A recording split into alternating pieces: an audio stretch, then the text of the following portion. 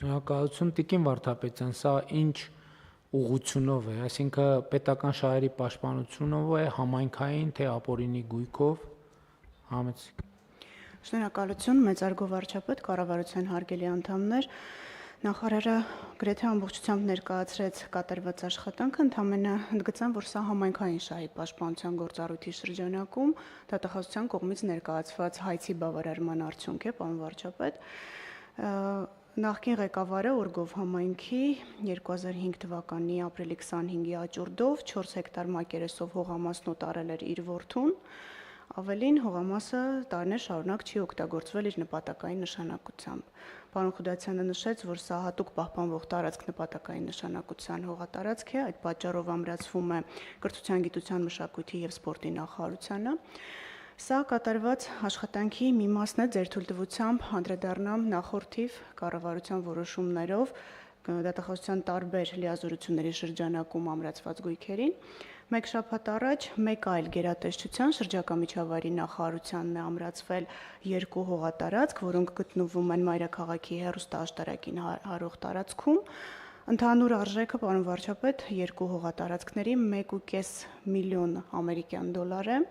Ինչու ենք ամրացրել շրջակա միջավայրի նախարարությանը, որովհետև անտառային նշանակության հողատարածքներ են և պետք է ծառայեն բացառապես որպես ռեկրեացիոն գոտի։ Նախարարության այդ քննարկումների արդյունքում այս փուլում հանգել ենք եզրահանգման, որ որևէ շինարարություն տարածքում չի իրականացվելու և տարածքն օգտագործվելու է որպես անտառային նշանակության օգտագործելու համար։ Սա ևս պետական շահերի պաշտպանության գործառույթի շրջանակում վերադարձված գույք է։ Նշեմ, որ 2005 թվականի մայիսի 2-ին և 2005 թվականի հունիսի 30-ին կնքվել էին առուվաճառքի պայմանագրեր Երևանի նախկին քաղաքապետի և ֆիզիկական անձանց միջև։ Հակակոռուպցիոն դատարանը բավարարել է պետական շահերի պաշտպանության 2 հայցերը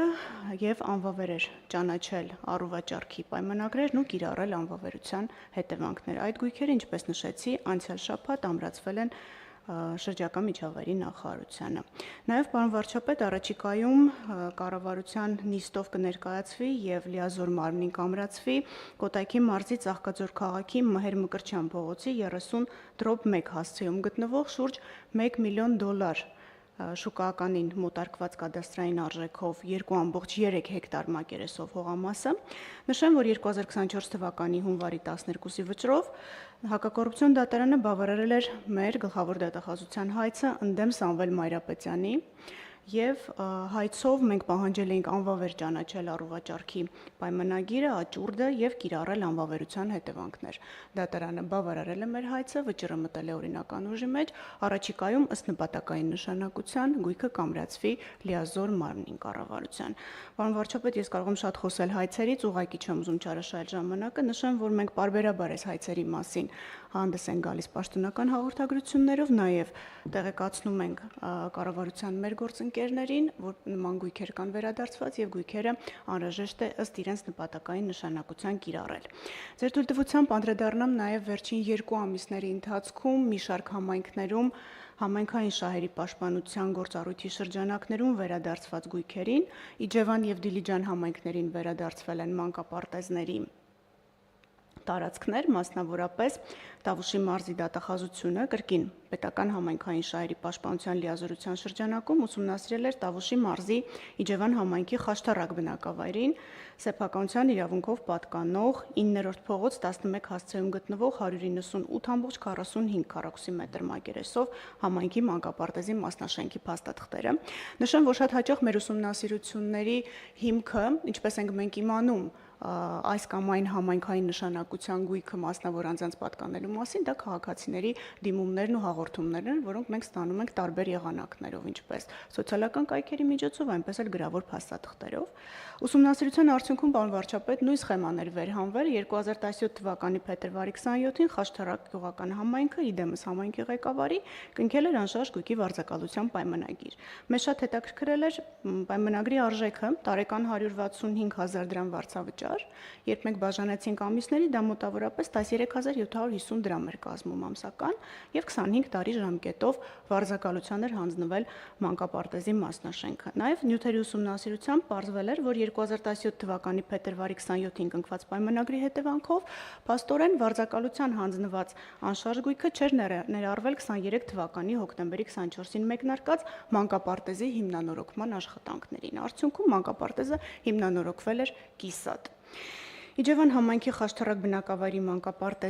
մանկապարտեզի այս խնդրի վերաբերյալ գրությամբ տեղեկացվել է համայնքի ղեկավարը, այս պահին անշարժ գույքի վարձակալության պայմանագիրը լուծված է եւ մենք նաեւ համայնքին տեղեկացրել ենք, որ անհրաժեշտ է հետագա հիմնանորոգման աշխատանքներում ներառել նաեւ այդ տարածքը։ Նշեմ, որ շուկայականին մոտարկված կադաստրային արժեքը մանկապարտեզի 44 միլիոն 121 հազար դրամ է։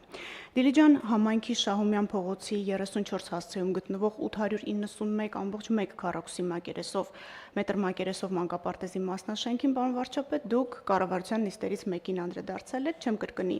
այնինչ կառավարության նիստում արդեն հնչել է, մենք հավելեմ, որ մանկապարտեզն արժե մոտավորապես 85 միլիոն 935 հազար դրամ, դա կրկին շուկայականին մոտարկված կադաստրային արժեքներ։ Վերջին 2 ամիսների ընթացքում, պարոն վարչապետ, նաև համայնքային շահի պաշտպանության գործառույթի շրջանակում Գեղարքունիքի մարզի Մարտունի համայնքին սեփականության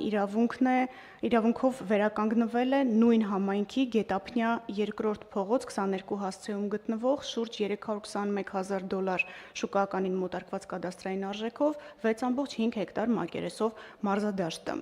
Ըստ էության իրավական բոլոր նրբություններն արդեն լուծված են եւ մայիսի 12-ից այս մակերեսով մարզադաշտը գտնվում է համայնքի սեփականության ներքո, այդ մասին տեղեկացվել են ինչպես գործընկերները, այնպես էլ հանրությունը։ Կրկին սա համայնքային շահերի պաշտպանության գործառույթի շրջանակում մեր իրականացված աշխատանքի մի մասն է, պարոն վարչապետ։ Շնորհակալ եմ,